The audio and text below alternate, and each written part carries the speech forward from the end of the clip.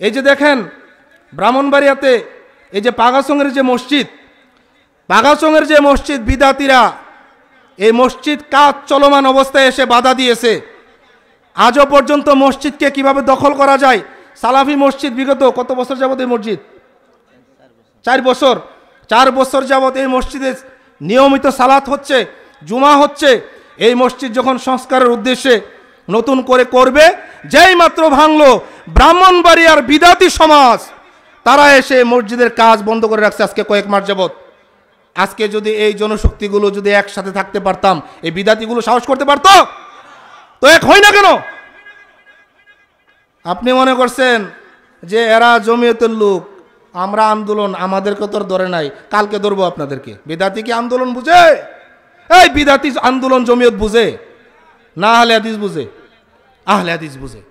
এজন্য আসুন এক প্ল্যাটফর্মে থাকি, আলেমদের সাথে থাকি, আলেমদেরকে নিয়ে সাথে রাখি এবং বুঝ পরামর্শ করি। একটা মাহফিল দিলেও আপনাদের উচিত ব্রাহ্মণবাড়িয়ার যে কয়েকজন সালাফি আলেম আছে তাদের সাথে একটা ফোনে হলো পরামর্শ করা, এটা উচিত না? ওদিকে নবীনগর মাহফিল হয়, আলেমরা জানে না। এখন বাহির থেকে তো আলেম সহজে পাওয়া যায়। হ্যালো শায়েক, আগামী অমুক তারিখ একটা মাহফিল দাওয়াত নেন। তো শায়েকের তো দাওয়াত দরকার, তো উনি দাওয়াত রাখে। তো ব্রাহ্মণবাড়িয়ার আলেমদেরকে যদি আপনি একটু পরামর্শ করেন, তাহলে আমাদের ইউনিটিটা মজবুত হয় না দুর্বল হয়? মজবুত হয়। আপনি যদি ফোন করে একজন শায়েককে দাওয়াত করতে পারেন, তো আলেমরা কি ফোন করে ওনাদেরকে দাওয়াতটা করতে পারতো না? তো ওনাদের সাথে বিচ্ছিন্ন হয়ে থাকলে ওদিক দিয়ে মসজিদ আজও পর্যন্ত দখল করে রাখছে। এই মসজিদ কিন্তু এখন উদ্ধার করা যাচ্ছে না। আমি হুঁশিয়ার করে দিতে চাই, আজকের এই সালাফি কনফারেন্স থেকে কসবা, ব্রাহ্মণবাড়িয়া, পাগাচং, যে সমস্ত উলামায়ে আহলে হক, আমরা তাদেরকে মনে করি উলামায়ে আহলুল বিদা, তারা হচ্ছে বিদাতি মৌলবী আমরা মনে করি, এবং প্রকাশ্যে তাদেরকে আমরা বিদাতি মৌলবী ঘোষণাও করে থাকি। এই সমস্ত বিদাতি আলেমদেরকে হুঁশিয়ার করে দিতে চাই, অবিলম্বে সালাফি আহলে হাদিস মসজিদের যে দখলদারিত্ব, এটা তোমাদেরকে ছেড়ে দিতে হবে।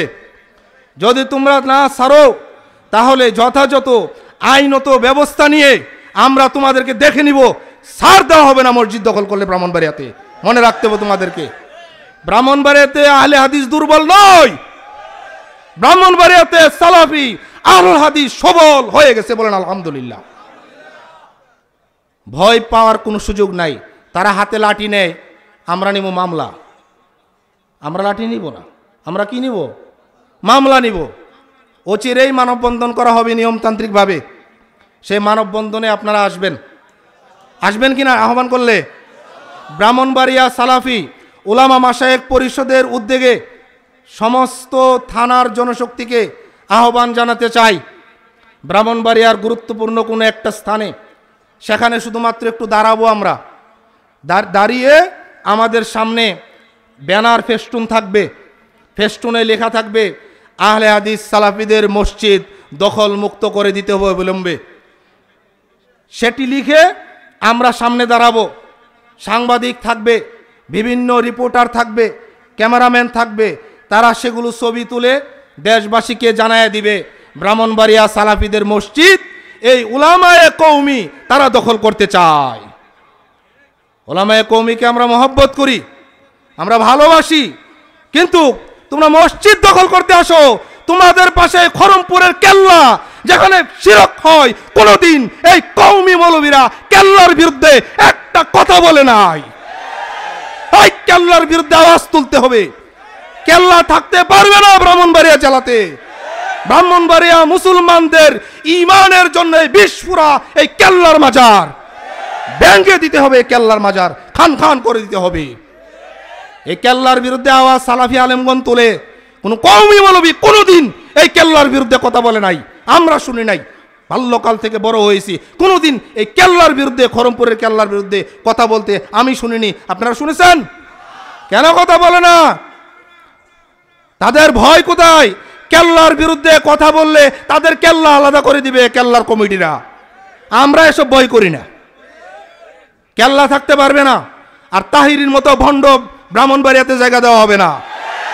এই তাহিরি ব্রাহ্মণবাড়িয়ার বাসীর জন্য কলঙ্ক, তাকে ব্রাহ্মণবাড়িয়াতে ইতিমধ্যেই অবাঞ্ছিত ঘোষণা করা হয়েছে, আপনারা জানেন কিনা?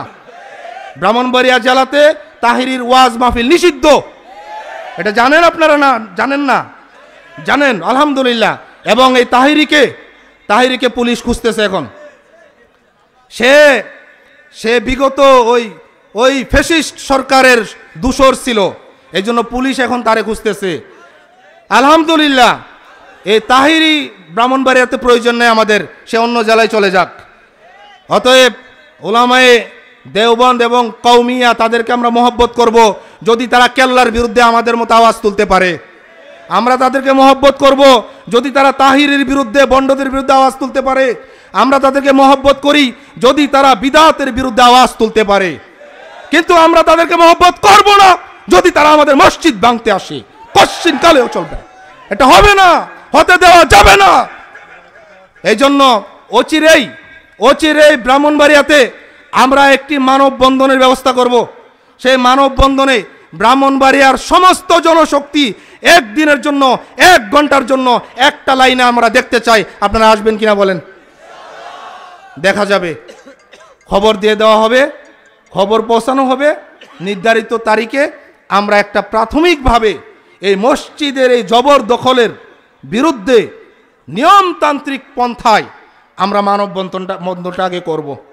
সরকারের প্রশাসনকে আমরা জানাইয়া দেব, দেশবাসীকে আমরা জানাইয়া দেব, ব্রাহ্মণবাড়িয়াতে সালাফিদের মসজিদ দখল করেছে এই উলামায়ে কওমি যারা।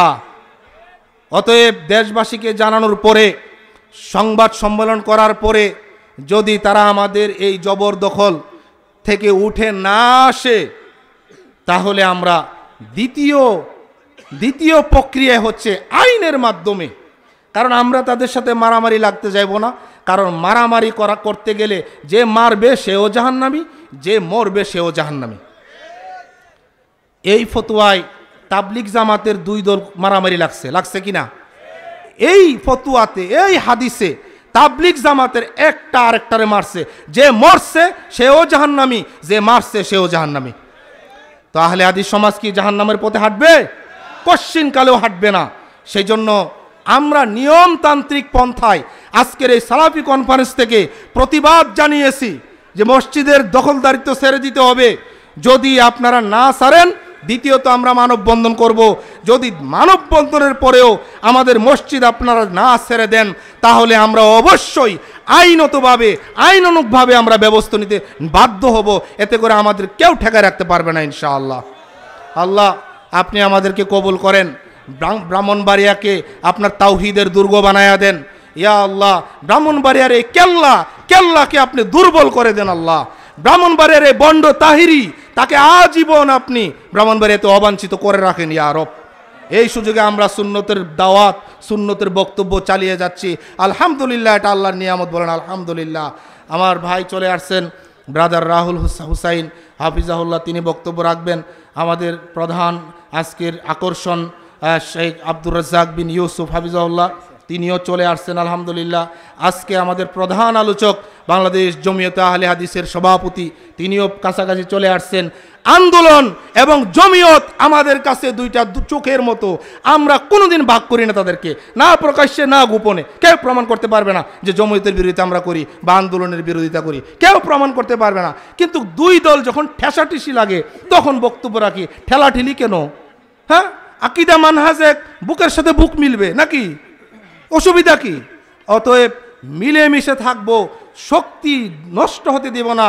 ব্রাহ্মণবাড়িয়াতে সমস্ত আলেমগণ মিলে যে প্ল্যাটফর্ম তৈরি করেছে ব্রাহ্মণবাড়িয়া সালাফি ওলামা শেখ পরিষদ, তাদের সাথে থাকবো। আলেমরা ভুল করবে, শুধরায় দেব, কাছে গিয়ে বলবো, শুধরায় দিব, তাদেরকে দূরে ঠেলে দিব না। এতে করে আমাদের শক্তি কমে যাবে। এজন্য আসুন, আমরা যে কয়েকটি বিষয়ে আমরা অবগত করেছি, এই বিষয়গুলোর পরবর্তী কর্মসূচির আসলে অবশ্যই আপনারা মানববন্ধনের জন্য প্রস্তুতি হন। আল্লাহ তাআলা এই কনফারেন্সকে কবুল করুক, ব্রাহ্মণবাড়িয়ার সালাফি ওলামা শেখ পরিষদকে কবুল করুক, কসবা তাওহীদ ফাউন্ডেশনকে আল্লাহ তাআলা কবুল করুক, আজকে আগত সমস্ত শ্রোতামণ্ডলীকে আল্লাহ তাআলা কবুল আর মঞ্জুর করুক। আকুলু হাযা কওলি আস্তাগফিরুল্লাহ লি ওয়া লাকুম। আসসালামু আলাইকুম ওয়া রাহমাতুল্লাহি ওয়া বারাকাতুহু। বসেন। কোনো ভিন্নতা নেই। আমরা আপনাদের সবাইকে নিয়ে চলার জন্য আলেমদের একটা প্ল্যাটফর্ম ঘোষণা করেছি, নাম দিয়েছি ব্রাহ্মণবাড়িয়া সালাফি উলামা মাশায়েখ পরিষদ। কি নাম দিয়েছি? ব্রাহ্মণবাড়িয়া সালাফি উলামা মাশায়েখ পরিষদ। এই ব্রাহ্মণবাড়িয়া সালাফি উলামা মাশায়েখ পরিষদের মহাসচিব হিসাবে শেখ আব্দুল করিম ভাই, তিনি আমাদেরকে নেতৃত্ব দিচ্ছেন। শেখ আইনুদ্দিন আইনি দাওয়াত কাজগুলো করতেছেন। আমার আতাউল্লাহ বিন জামশেদ, তিনি আমাদের ফাউন্ডেশনের যে হিসাব কিতাব এগুলো রাখেন, যাতে একটা সংগঠন সংস্থা চলতে কিছু লেনদেন করা লাগে। লেনদেন ছাড়া তো হয় না, স্বচ্ছতার জন্য এগুলো করা হয়েছে। তবে আমরা আপনাদের ব্রাহ্মণবাড়িয়াবাসীর সকল থানার জনশক্তিকে এই মর্মে মেসেজ দিতে চাই, আপনি যে কোনো ফাউন্ডেশনের সাথে থাকেন, আমাদের আপত্তি নেই, আমাদেরকে সাথে নিয়ে থাকেন। অসুবিধা আছে? আপনি যদি জমিয়তের কমিটি করেন, ব্রাহ্মণবাড়িয়ার 4-5 জন আলেম আছে, তাদেরকে কমিটির মধ্যে রাখলে অসুবিধা আছে? তো এদেরকে সারা কমিটি করলেন কে? আপনি আন্দোলন যদি করেন, ব্রাহ্মণবাড়িয়াতে হাতে গোনা 4-5 জন আলেম আছে, যদি আন্দোলনের কমিটি করেন 4-5 জন আলেমের মধ্যে তাদেরকেও যদি সাথে রাখেন, অসুবিধা আছে? তো করলেন কেন কমিটি? বিভাজন করবেন না, এতে করে শক্তি কমে যায়, এতে করে আমাদের